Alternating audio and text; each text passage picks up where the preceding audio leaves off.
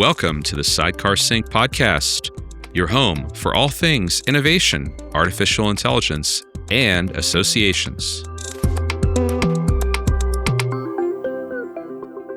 Hello, everyone, and welcome to today's episode of the Sidecar Sync podcast. My name is Mallory Mejias, and I am one of your co-hosts along with Amit Nagarajan. And today's episode of the Sidecar Sync podcast, we're exploring how the longevity economy, which is a massive demographic shift toward adults over 50, is reshaping digital experiences, membership models, and the way organizations design for audiences. Our guest today is Bryan Kelly, a UX and content strategy leader focused on creating digital experiences that work better for adults over 50. He has delivered results for brands like McAfee, Premera Blue Cross, Express, Home Depot, Orange Theory Fitness, and FedEx, blending product strategy, UX expertise, and business insight to help organizations better serve this high-value, often overlooked audience. In our conversation today, Bryan shares why designing for older users isn't about age necessarily. It's about behaviors, values, and life stage. The biggest UX mistakes organizations make, including so-called senior modes and how to avoid age bias, practical ways to build trust, clarity, and confidence into every single member touchpoint, and how AI fits into all of this, where it can personalize and enhance experiences, and where its hidden age biases can quietly cause harm. This was a really fascinating and relevant conversation, and I left it feeling energized about how associations can prepare for this next major demographic shift. Everybody, please enjoy this interview with Bryan Kelly. Bryan Kelly, thank you so much for joining us on the Sidecar Sync podcast. Before we have guests, I always like to chat for a minute on Zoom, and I was asking Bryan if he was familiar with podcasts, if he had done podcasts before, and I didn't realize I was in the midst of kind of a podcast legend. Bryan, if you could share a little bit about that, and then tell our audience more about you, more about your background as well. Absolutely. So I've got a pretty close association, long history with the team behind Sidecar and all the Blue Cypress families of companies. And so I probably about 13 years ago was the VP of marketing at Aptify. And we had a show called Association Mavens that if you're watching this and you remember that, we had a good time interviewing some really fascinating people in the association space. And it was great to be able to share those interviews. And I've done a number of other podcasts for Rasa. We did Pushing Sin, where we did like a narrative style podcast. It was overly produced and had like narration and music and interview clips from these experts. So that was a lot of fun. We did that for, I think, 2 seasons. Is it still out there? Is Pushing Sin I don't still know out? I don't know if they still have the live audio. I know they've got like the show notes and all the episodes on the Rasa website. There's a section called Pushing Send. And they've got all that. And I think actually the email newsletter for Rasa, like the weekly newsletter, Right. I think they still call that Pushing Send. But Well, so that's awesome. that's Maybe the we story have there. some listeners. Let us know. You can actually send us a text from the link in the show notes and let us know if you watched or listened to Association Mavens. I did not. That was a bit before my time, but we are honored to have you on the pod, Bryan. Yeah, thank you. Great to be here. Can you share a little bit with everyone your background, kind of where your expertise lies, and what you're up to now? Yeah. So as I kind of mentioned, my career started in content marketing. Had one of the, I wouldn't say first blogs, but like an early blog, like circa 2005, that I started.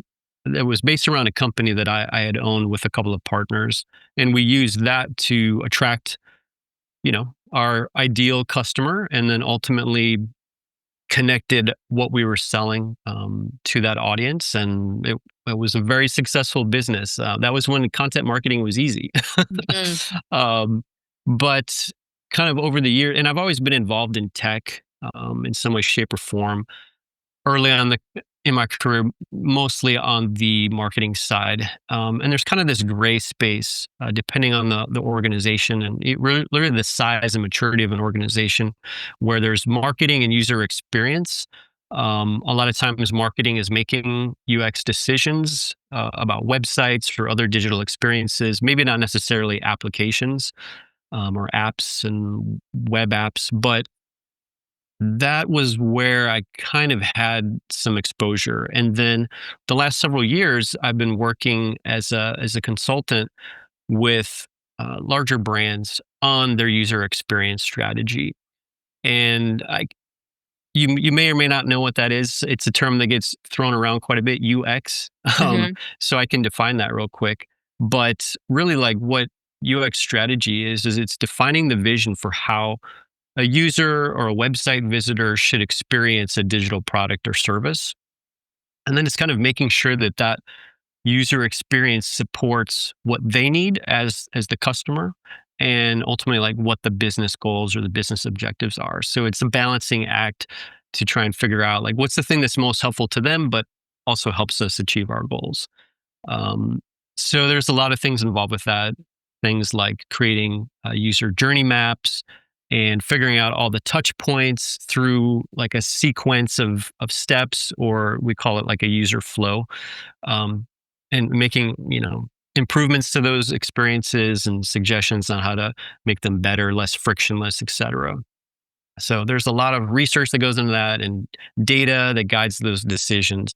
But ultimately, that's like the focus of UX strategy. And then I've specialized in an area called content design, which really is driving the overall user experience and also the UI, aka the user interface, for all sorts of digital experiences. But the focus is on language and information and making sure that when somebody lands on a particular page, let's say, for example, in an app where they're maybe like logging in, and then like what happens next after they log in, and what's the expectation of that individual, making sure that there's alignment with the content that appears or the directions that are provided or the text on the button or the label. So there's just a lot that goes into really thinking about the content decisions and ultimately how that supports the visual and the way that the page itself is architected, right? Hmm. Built digitally in the digital environment. So, anyways, that's what I've been focusing on, and the last few years, kind of by happenstance, I was working with McAfee. And McAfee, was working with them as a consultant. And after 6 months, they were trying to hire me, and I was like, no, I'm good with being a consultant. And then they kept pushing, and so I took a full time position with them.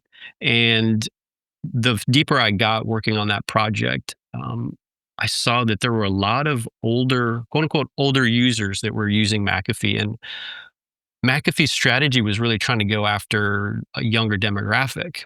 And there was just like this real hardcore misalignment between the business goals and the reality of what the existing customers, like who they were, why they were important.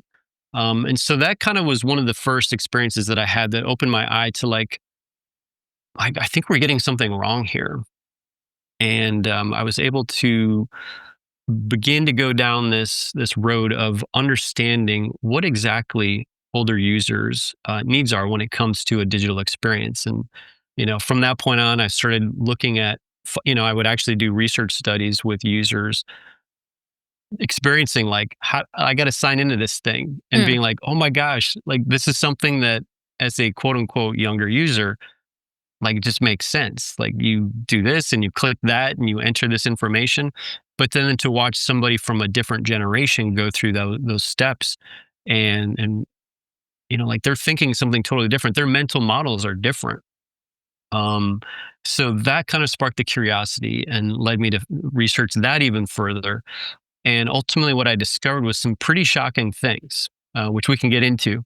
But that kind of sets the stage of like what I've been doing, kind of, what that actually looks like, and some of the breaking down some of the jargon behind UX and UI and all of that.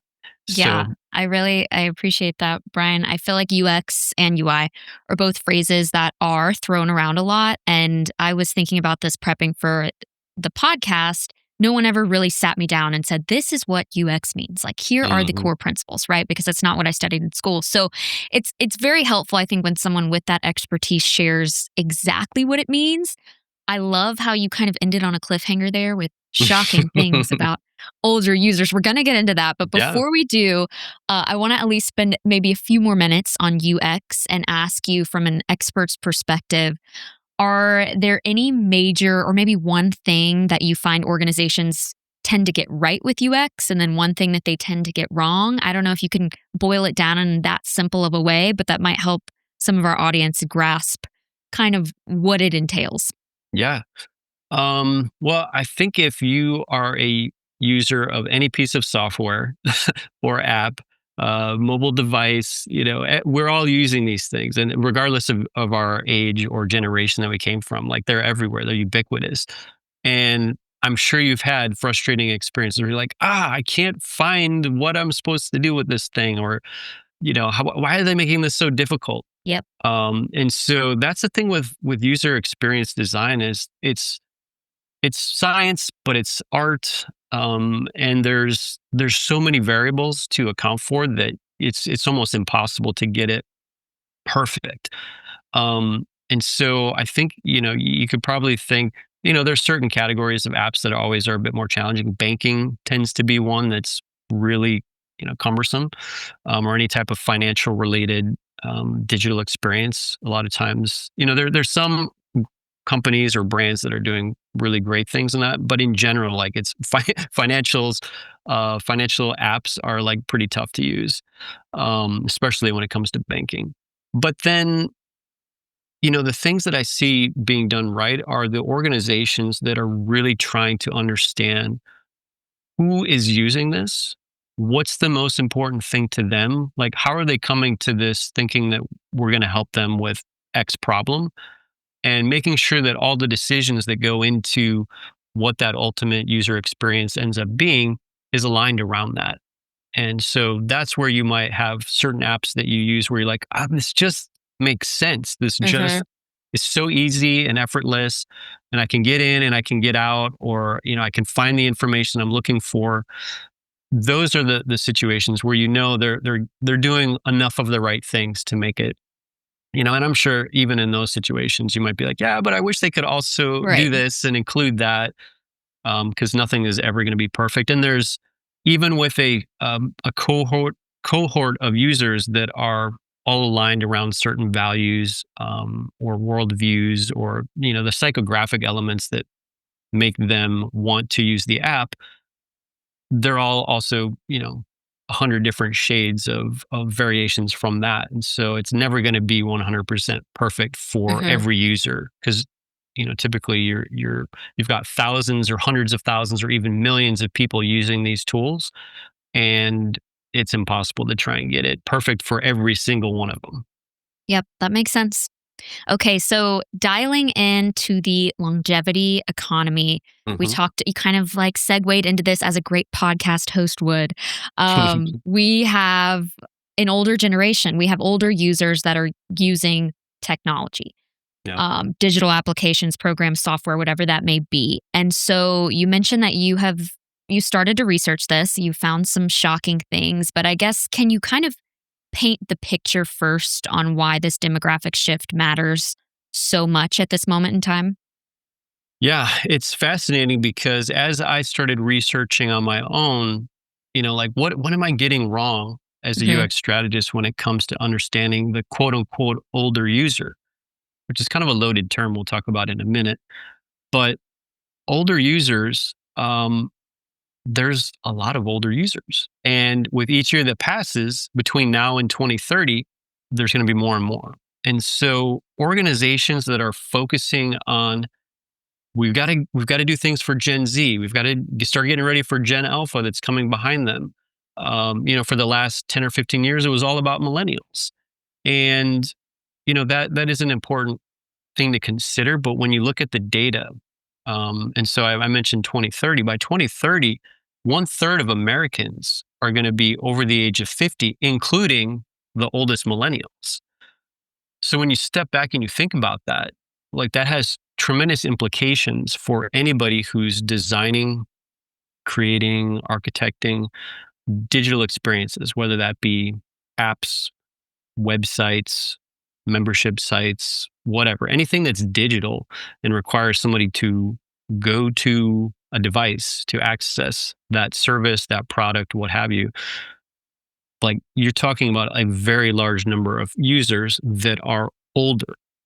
And so when I mention this kind of shocking fact, a lot of people are like, okay, yeah, wow, that is kind of eye-opening and mind-blowing. But when I say 50 and older, right, people think senior. And that's part of it. There are senior, quote unquote, senior users who have certain things that need to be considered. Accessibility typically is something in user experience design circles that gets talked about. The size of the font on the screen, the the way that buttons are like on a mobile device where they have to tap, making sure that like that's big enough because their fine motor skills aren't quite the same as they were when they were younger. There's a whole host of things like that that are pretty well talked about in user experience circles. But we're talking 50 years old. I'm not quite there yet, but I'm inching towards 50 myself. And when you think about it, I'm a cusper. I'm like Gen X / Gen Y or millennial. So I was born on the cusp. And I don't really consider myself necessarily Gen X, but if we just look at like the bookend, they typically say from like 1980 until 95, I believe. And like, okay, we're all starting to get close to 50. Gen Xers, what I consider the true Gen Xers who are a little bit older than me, like they are 50, right? They're the oldest ones are 60 this year. Like 60-year-old Gen Xers. Like, these are people that grew up listening to Nine Inch Nails and, Dr. Dre, and it's not what you're like, oh yeah, the six, whatever you think the stereotypical 60-something-year-old is. I can tell you that's not the Gen Xer, and the Gen Xers don't see themselves that way. Even baby boomers, they'll see like depictions of like, what everybody else thinks is a boomer, and they're like, that's not me. Like, you've got it all wrong. That's not me. Yep. And so there's this ageism that's just kind of permeated throughout all of our, society, certainly permeated into our psyche and how we think about these things. And so, yeah, when I talk about this big thing that's happening underneath our feet right now, it's being overshadowed by AI. In many ways, it makes sense. AI is kind of this big, crazy thing for everybody to wrap their heads around that's going to have huge implications. But it's kind of like being missed. Most people aren't really aware of this shift that's happening demographically and the implications of that. And so that's where I'm really focusing a lot of my energy and effort is beating the drum on that and saying, look, when we think about building any type of digital experience, like, we need to understand that we're not just, when we talk about if you get the significance of this stat of 2030 and how the large majority of people in America, but also globally, are going to be over the age of 50, you got to stop thinking, well, okay, well, now we need to shift gears and start designing for quote unquote older people. It's like, no, when you talk about the 50 plus demographic, it's a very nuanced, multi-generational group of people that have all sorts of different worldviews, values, beliefs. Like, there's quite a number of things. And the thing that I've learned, in fact, we were talking about this before we started recording. At age 45, I moved to the world's largest retirement community and built like a winter home. So I spent half the year there. And that experience taught me that if you talk to one 65-year-old, like, you literally only talk to one 65-year-old. They're all very different. And to say like, oh, well, somebody who's in their 60s is, X, Y, and Z, and somebody who's in their 70s is this or that, it's totally missing the boat by focusing on age. And so that's where I'm trying to steer the conversation is away from demographics, even though understanding the demographic piece is important.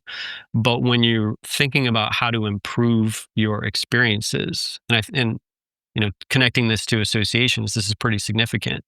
Um, when you think about member experience and all the digital touch points, you have to understand that we can't be breaking it down by age. We have to look at it using psychographic data, which ties into those things that I mentioned, like values, worldviews, beliefs. And the other key thing is life stages. So, I think about myself. My wife and I are in our mid 40s, mid to late 40s. We don't have any kids. Um, we are snowbirds, and we work, but we kind of work on our own terms as like consultants and stuff. So our life stage is very similar to actually a number of the people that I have as neighbors in the retirement community, where they're kind of working still. They're like semi-retired, but they don't want to quit working. They're just kind of doing what they want to do and not feeling like they have to work a 9 to 5 or be super focused on a career like they were earlier at a different life stage. Their kids are gone or grown up. They're married and have their own families. They oftentimes are, many of them are snowbirds as well. So it's like we're in a similar life stage, even though we're from different generations and we have different worldviews. But there is overlap and similarities. And so if I'm trying to design a digital experience or optimize a digital experience for somebody who fits those psychographic, data points, well, I'm going to totally miss the mark if I'm like, oh, well, 65-year-olds, right? And then you're going to exclude people of my age who are close to 50 or in their 50s that are in a similar life stage as those that are in their mid 60s, and vice versa. And we can kind of make that argument all the way up and down from age 50 to age 100. I actually know a number of 90-year-olds that are doing some pretty incredible things. And like I aspire to that.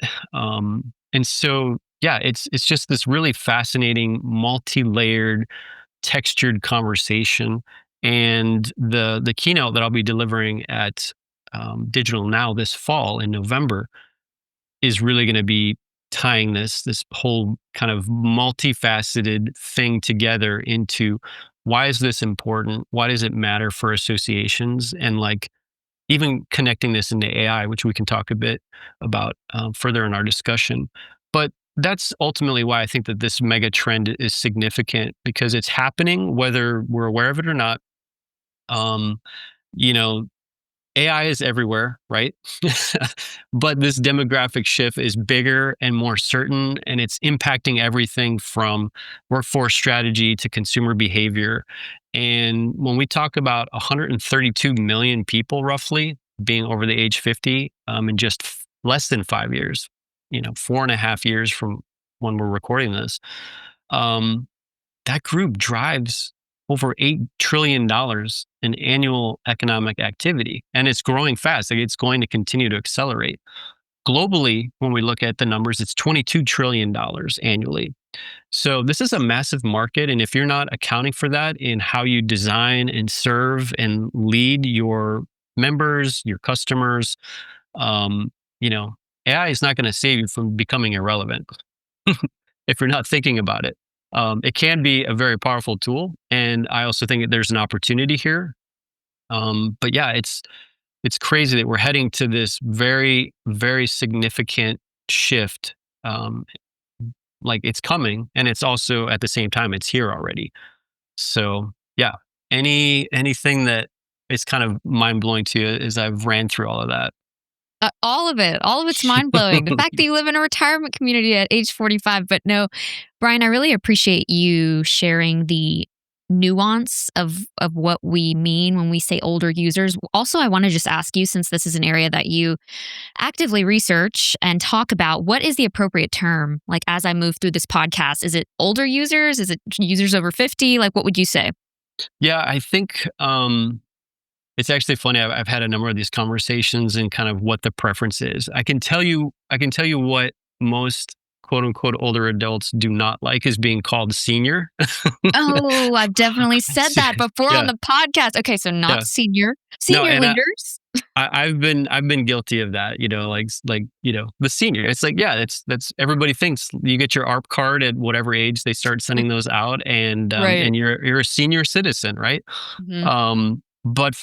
And that's the thing too, is like the again, I'll pick an age. Let's say today's 60-year-old or 65-year-old, since that's kind of like the traditional Hmm. retirement target age, is way different than the 60 or 65-year-old from 20 years ago and earlier. Um, they are pioneering like a major shift in how people think about retirement, how people think about longevity itself when it comes to like, physical fitness and Okay. ability. Um, they're redefining so many things and bucking the norm of what we think about. And that's what's been fascinating about living in, America's largest retirement community is there's a lot of people that are living the traditional kind of myth of retirement, right? The myth that's no longer becoming viable for the majority of us. Like most people are like, I can't retire at 65. Like I'm nowhere near financially being secure enough Hmm. to do that. I'm going to have to keep working. And there's people that are like saying, you know what? I don't want to stop working. I enjoy working and it's going to evolve and change, or maybe I'm going to start a second or a third career. I'm going to go back to school. But like, this is the shift that's happening that just makes this a situation where you can't think about the assumption, the typical assumptions of older age. And so, because of that, I think that's where there's a lot of rejection of the labels that typically come with being older. And so senior is definitely a word you don't want to use, or, senior citizen or senior adult, right? Right, So right, yeah, right. to answer your question, I think the things that typically are accepted are older adult, you know, age 50 plus, the terms that I've kind of thrown around a little bit as we've been talking about it. I do think there's some that actually really like to be called elder, not elderly, but elder.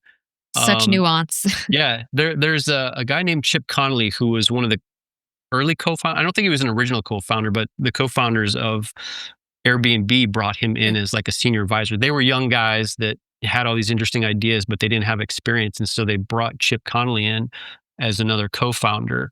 And he's since gone on and he's created this organization called the Modern Elder Academy, and it helps people in midlife, kind of around their 50s and older, to kind of understand what this shift means and all the things that are happening, that are changing in our world, and what older age looks like now. And as we get further and further into this millennia.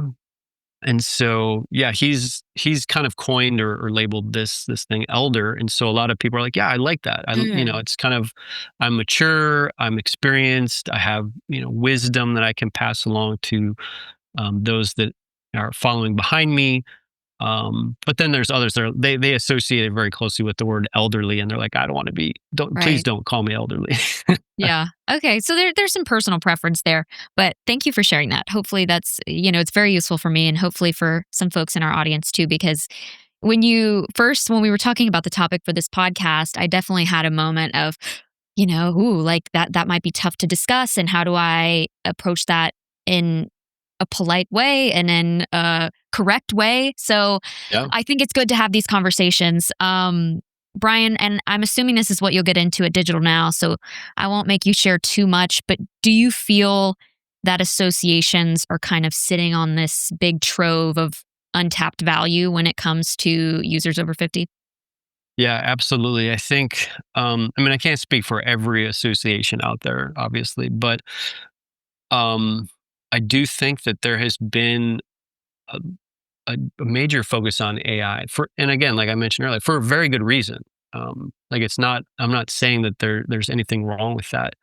I think it's one of those situations where it's AI and the longevity economy, as all the experts call it. There's a group out of MIT called the MIT Age Lab, and there's a gentleman who kind of runs that. His name is Joseph Coughlin. He wrote a book a few years ago called the longevity economy, which I think is where that term kind of originated from, was his labeling of what this market is, and all the economic activity related to it.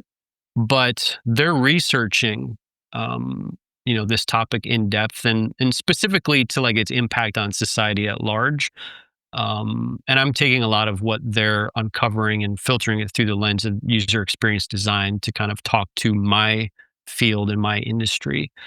So anybody that's involved in product management, product design, those things, building and maintaining digital experiences. I think there's a number of people that are focusing on this in the advertising and marketing space, that are starting to beat the drum on that, which I think is good because marketing and advertising have a great deal of influence over society and how we think about things. But I know there's a long way to go there. So when we think about associations, um, being able to understand this first and foremost, I think is the first thing. And then looking at it and saying, like, how is an association really poised for taking advantage of this shift? And I think it's interesting because I've read a number of studies where there's almost like experts are advocating for like a reskilling of the age 50 plus adult. And especially when we think about some of these things, with there's a labor shortage, things are changing dramatically with what the workforce looks like. And there are going to be more people with a lot of um, collected experiences, wisdom, etc., that are potentially going to be either forced out, or they're going to buy this myth of, I'm going to retire at 65, and like I'm you know it's the time for leisure. It's not time to continue working. And so for those that are either rejecting that idea or that myth, or whether it's by choice or whether it's by they don't have a choice, they have to keep working, there's a huge opportunity to reskill them. Well, ideas have been batted around amongst experts around, well, what's the best way to do that? And typically the last handful of years, the conversation is steered towards community colleges being really in a great position to help this cohort reskill or upskill, and do so in a way that's quick, effective, is not going to incur hundreds of thousands of dollars of additional debt going to like a traditional university. University programs are slow moving.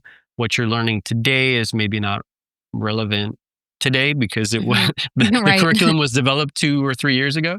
And as fast moving as everything is right now and accelerating, like they're not set up for that. So community colleges, that's been one idea that's been batted around.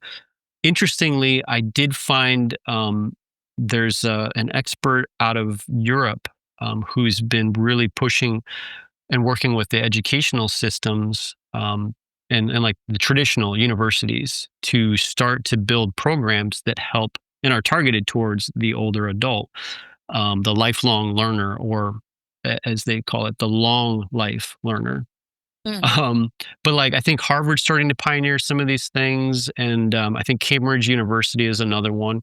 It's very early days, but again, I mean I'd say those are the exceptions to the rule.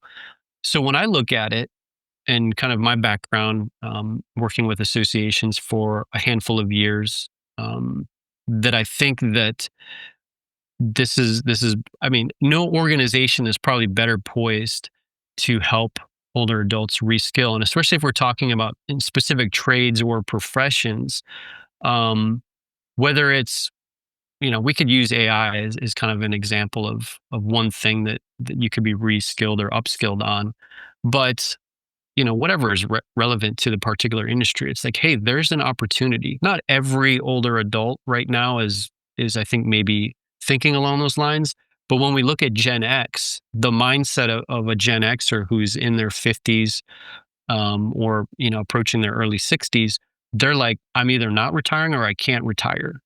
And there's a whole movement right now going on that's called unretirement, and it's this idea of thinking about retirement totally different, where it's like I'm not going to retire. I'm just going to evolve my career. I've built a very specific set of knowledge that's has value, and I'm looking at new ways to be able to deploy that value that looks a bit different than maybe the traditional job or career path that I've been on for the majority of my life.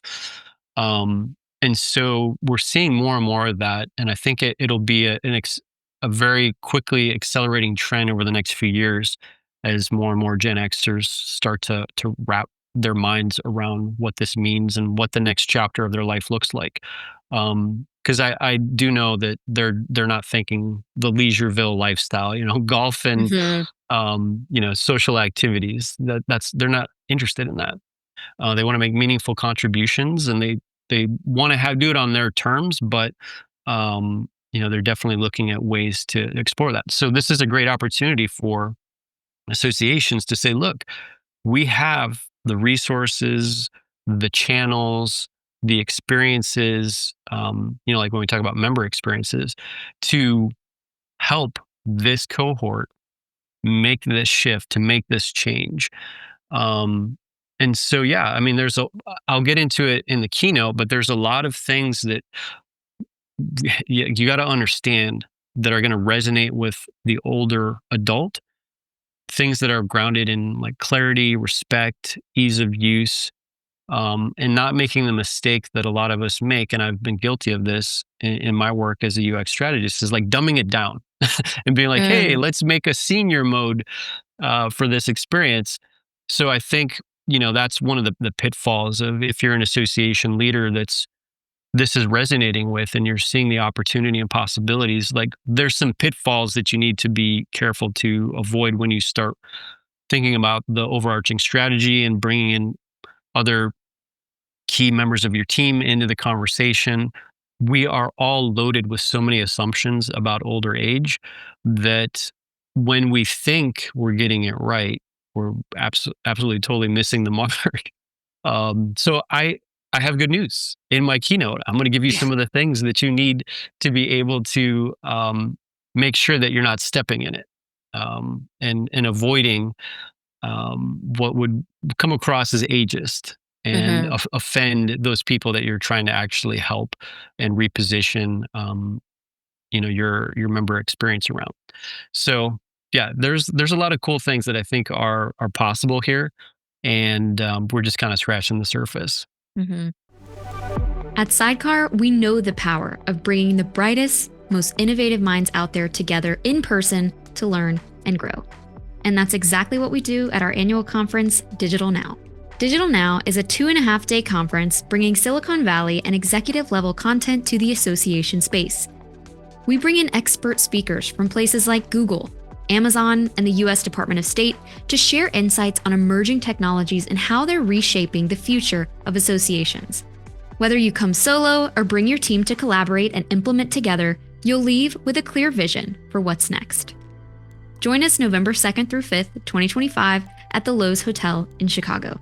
To secure your spot, visit digitalnow.sidecar.ai. Want to lead your team into the AI future? Sidecar's AI Learning Hub for Teams equips your association with practical, on-demand AI education. From self-paced courses to live office hours, your whole team gets the skills to use AI without the jargon. Empower your team. Build AI confidence together. Visit sidecar.ai/LH4T to get started. I'm trying to put myself in the shoes of our audience, and I imagine at this point in the conversation, surely everyone's nodding their heads and saying, yes, we need to focus on this segment of our membership. This all makes sense.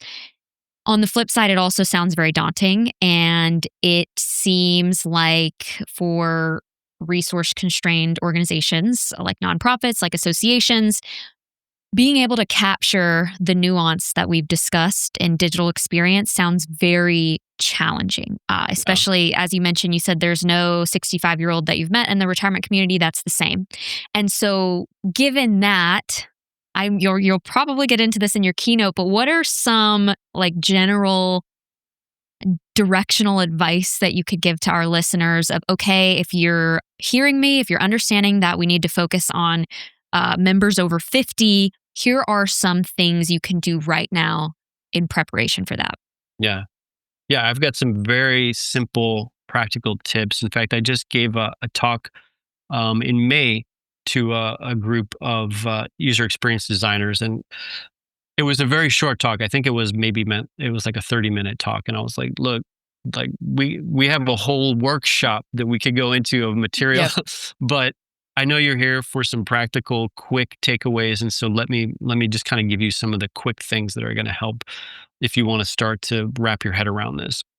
I do have a document that I put together that we can link to in the show notes. It's called Identifying Age Bias, a framework for age inclusive design. Well, it's content design, right? Because that's what I'm focusing on. But it has a lot of very specific things that I think would apply to associations, because not everything, but the majority of things that associations do is based in content, right? So I think there's a lot of good takeaways here. But the high level on some of this that I can share with you right now is that, and I alluded to this earlier in the conversation, the first overarching kind of principle or axiom is don't focus on age, focus on behavior. And so asking yourself questions like, what motivates this individual, this particular member?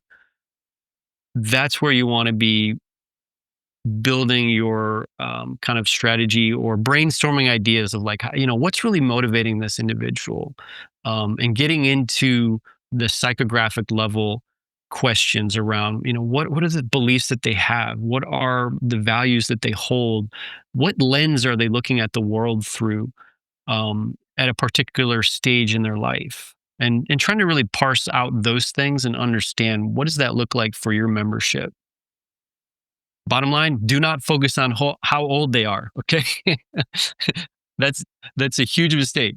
When you start to focus on age, like, you've already lost that battle. So throw that out.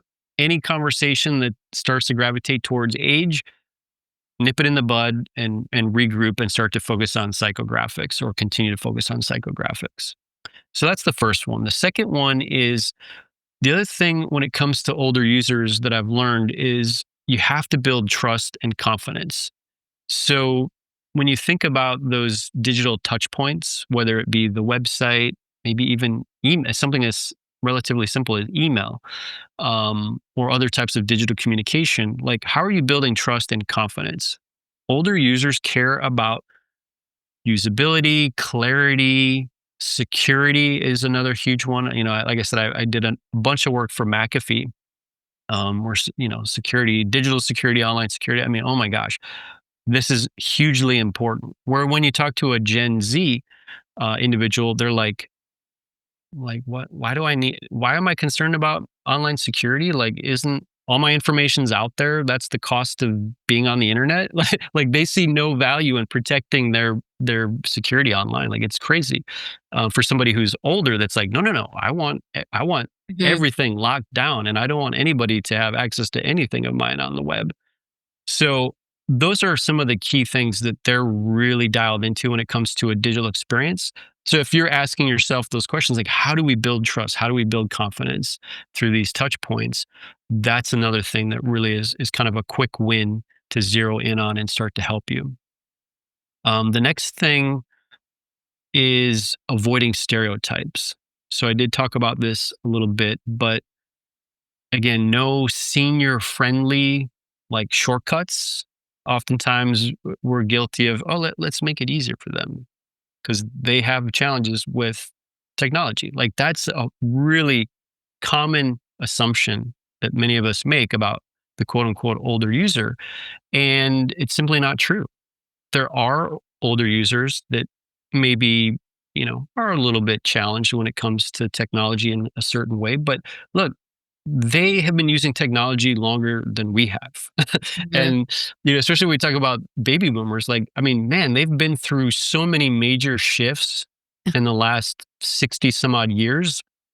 And they've been with it every single hype cycle, AI being no exception. And so they're just a little bit more, conservative, reserved, like, I'm going to sit back and wait and see like what actually happens with this thing. And then, okay, well, maybe I should be using this, and how do I use it? So they're very adept at technology. The data shows that, over 70 some odd percent of, again, older users are using technology, the web. They're using mobile phones. Like this is not like a minority. It's a majority of people in this cohort are using those things. So you got to recognize that. And when you recognize it, that helps you avoid falling into those traps again of stereotyping and saying like, oh, well, this is what an older user needs. They need bigger fonts and they need that. That is part of it, right? But there's more to it than that. It's how you're messaging. It's how you're understanding their mental models when they're going through a sequence of things or they're trying to engage with something digitally. How are they understanding it? What are they bringing to the table to make meaning of what you're putting in front of them? Those are the things that you should really be putting a focus on, and not getting into that like, well, this is what we know, or this is what we think. Avoid that.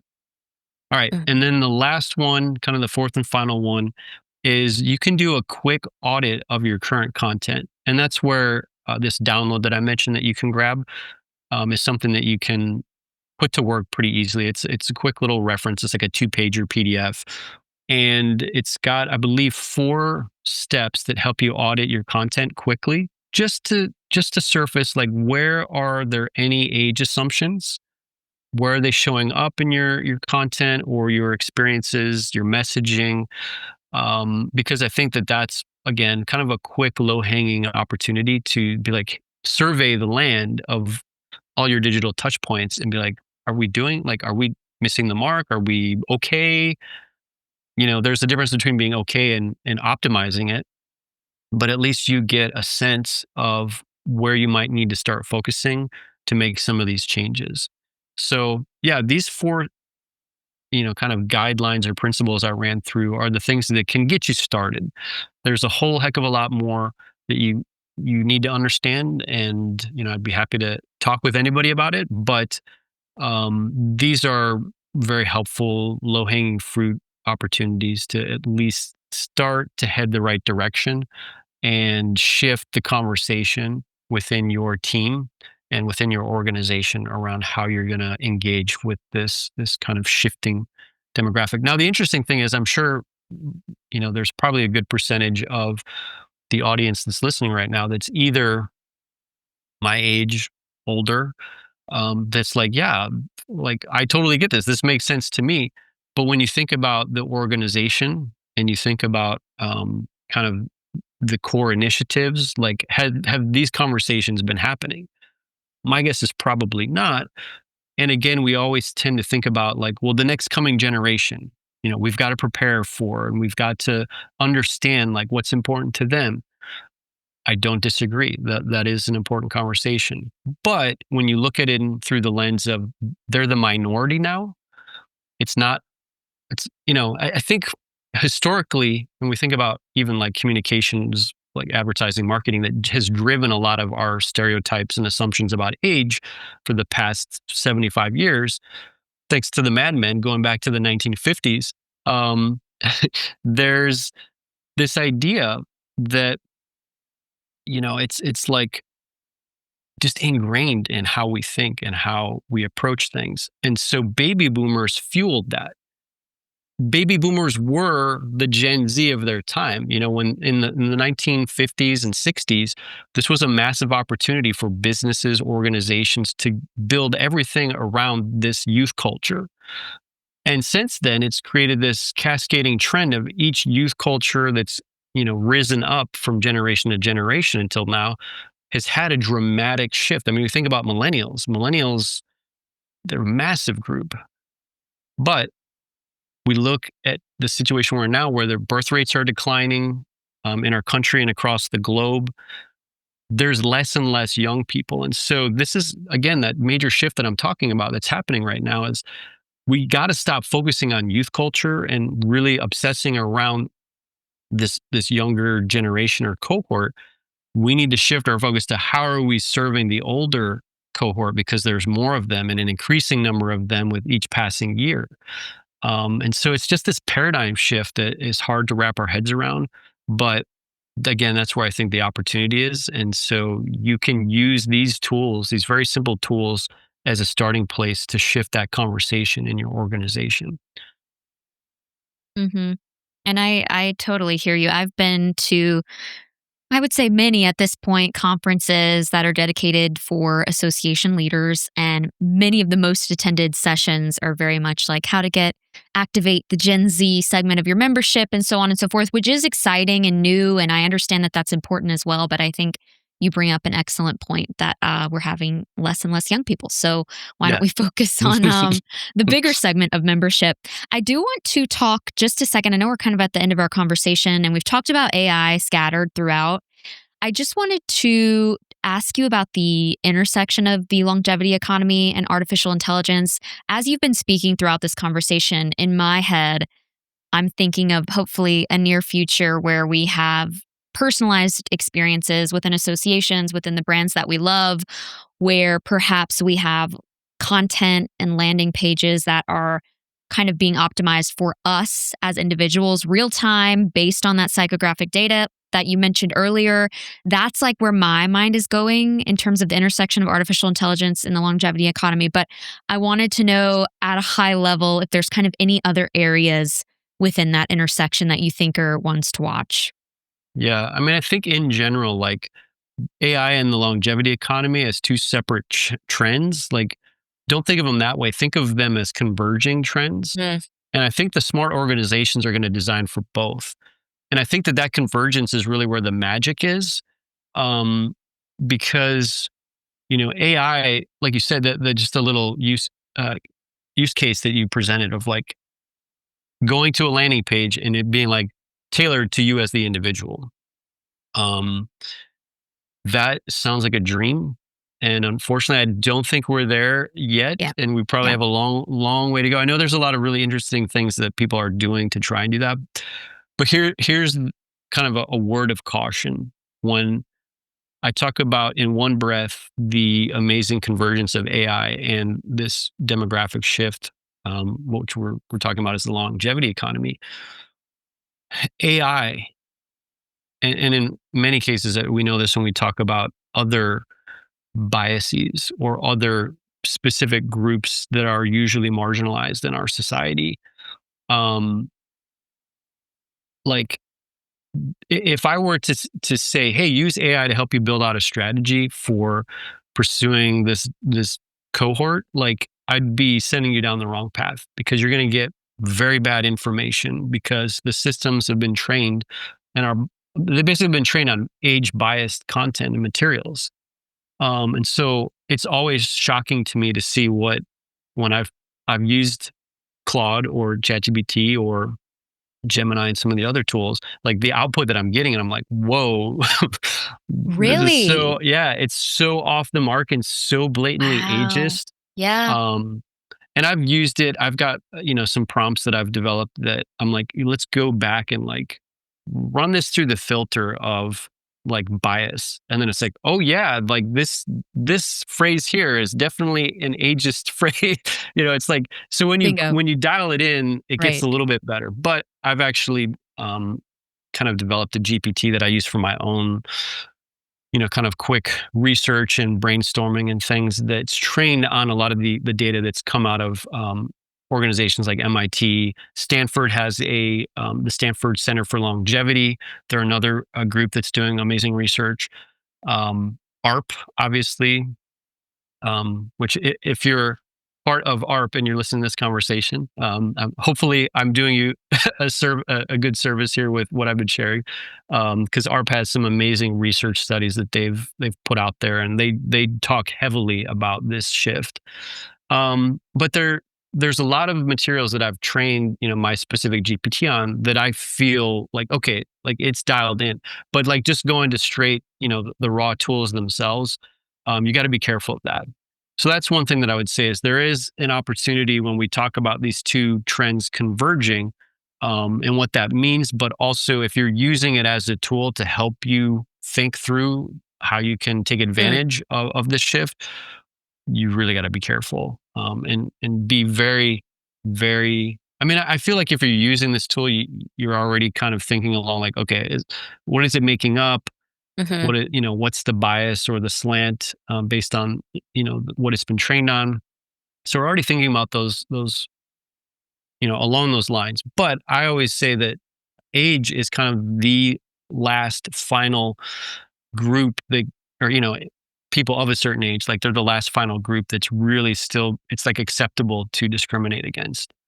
And so it's so pervasive through everything that AI has even kind of become this tool that if you're relying on heavily to help you think through it, you got to be careful.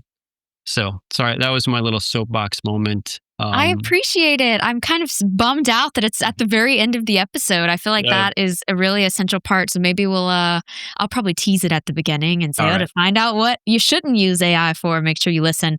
Everybody, this has been a great conversation with Bryan Kelly. He will be leading what I know is going to be a fantastic keynote at DigitalNow, which is November 2nd through the 5th in Chicago in the year 2025. We're recording this right now in July. You might be hearing it a bit later.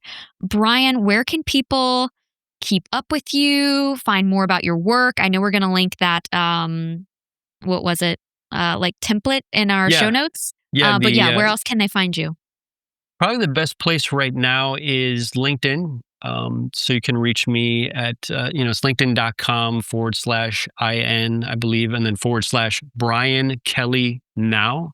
And that's BryanKellYNOW. So that's the quickest way to get me on LinkedIn. Good luck trying to find Bryan Kelly, because there are so many Bryan Kellys out there.